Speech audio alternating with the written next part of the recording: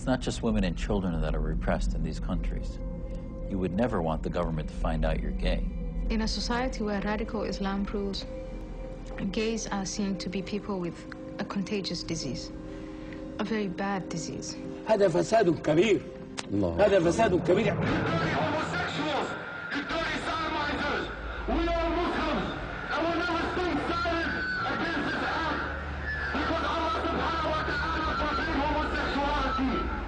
Sometimes we are blunt. When the Islamic ruling system is established, like you said, we're going to give them a choice. We're going to consult them, give them choice of therapy, and tell them to abandon their homosexual lifestyle. And if they don't, either leave, or if you want to be here, then you're going to be face a punishment as a criminal. Punishment? Of throwing off a cliff when you have a homosexual sodomy.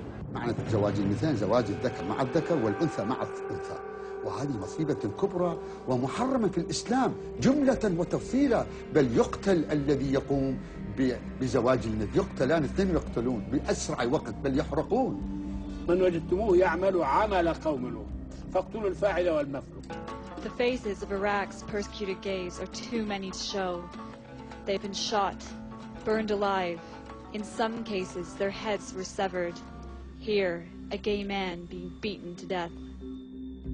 If you look at countries like Iran, they flog them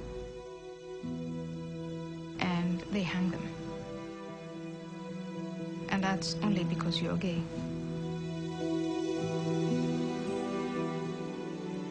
In Iran, we don't have homosexuals like in your country.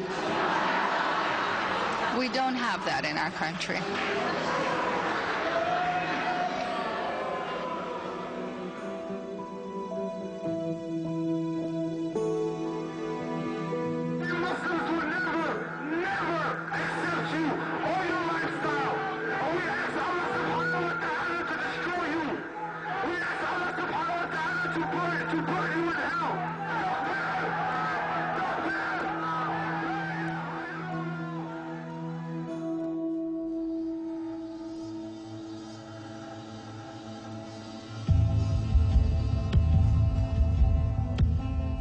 Islam is the fastest growing religion in the world. There are over 1.3 billion adherents, and it's also thought to be the fastest growing religion in America.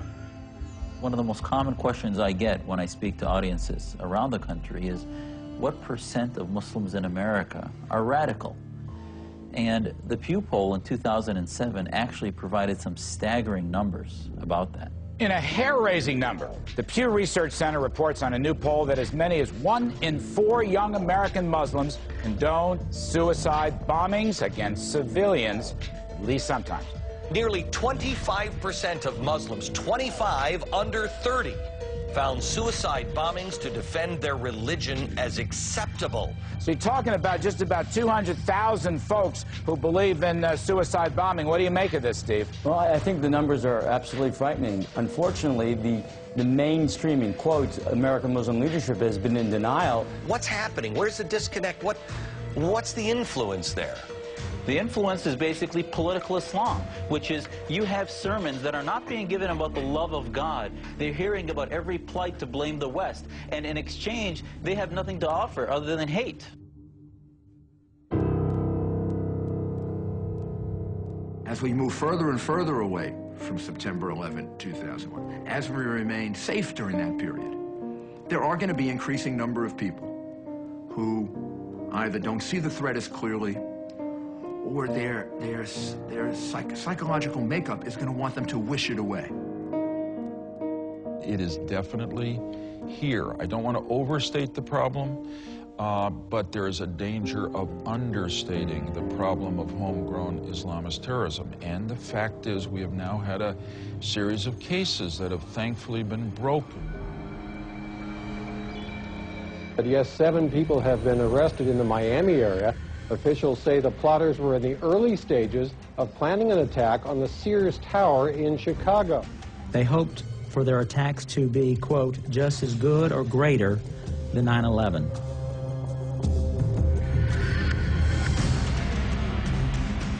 Police arrested 6 men and charged them with planning to attack the Fort Dix Army base. This is a new kind of terrorism. It is not only coming from outside the United States in, but it is also growing inside our own country.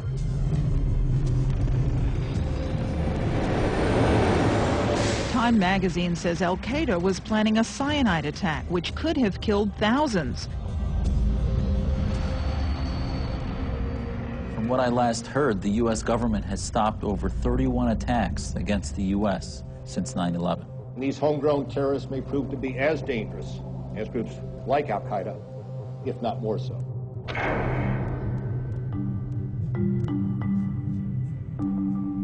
You've seen the Torrance, California case where they were in the operational stages of completing planning to attack U.S. military recruiting stations and then conduct a massacre at a synagogue in West Los Angeles. They were 60 days from their target date, and really all they had left to do was to start killing. Make no mistake about it. We dodged a bullet here, perhaps many bullets. Within a few months of that, you saw the plot to attack the PATH trains that run under the streets of New York City. A terrorist plot in the early stages has been broken up. It was allegedly a plot to blow up one of the commuter railway tunnels running from New Jersey to New York under the Hudson River.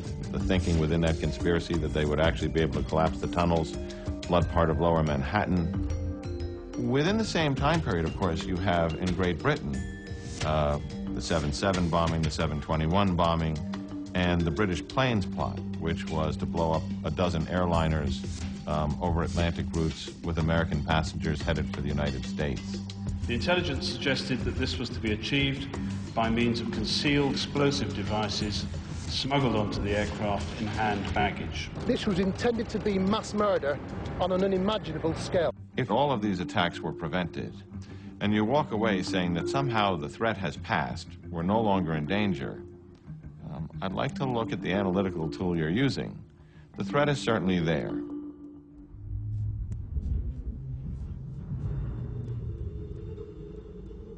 The major funding of terror is definitely oil. Saudi Arabia is making hundreds of billions of dollars every year in oil revenues. And in 2006, for example, they made over $150 billion. Now, where is the money being used? They use this money for a variety of purposes, one of which is for the dissemination of their peculiar version of Islam.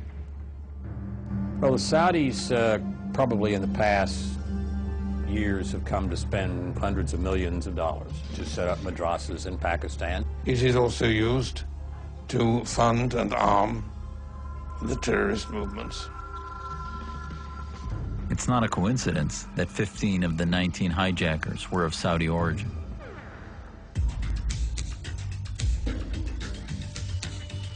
Well, the United States uses about a quarter of the world's oil, with under 5% of its people. Americans use 400 million gallons of gasoline every day.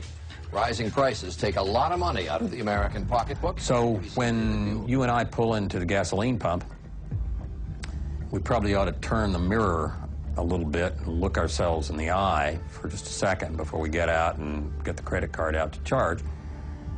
Because if we want to know who is paying for these madrasas around the world that are teaching little 8-year-old boys to be suicide bombers and teaching the passionate hatred of Jews and Shiites and oppression of everyone else and so on, you and I are, as we pay for that gasoline. In today's context, there are actually two different types of jihad. There's the violent jihad, where the Islamists use violence and terror to try to overthrow their enemy. And then there's what has been termed the cultural jihad, where these Islamists use in a most duplicitous way the laws and the rights they are given in our society to try to work against society and overthrow it. We think that Saudi Arabia's principal export is oil. It's not, it's ideology. All oil does is enable them to have the money to export the ideology. In 2000.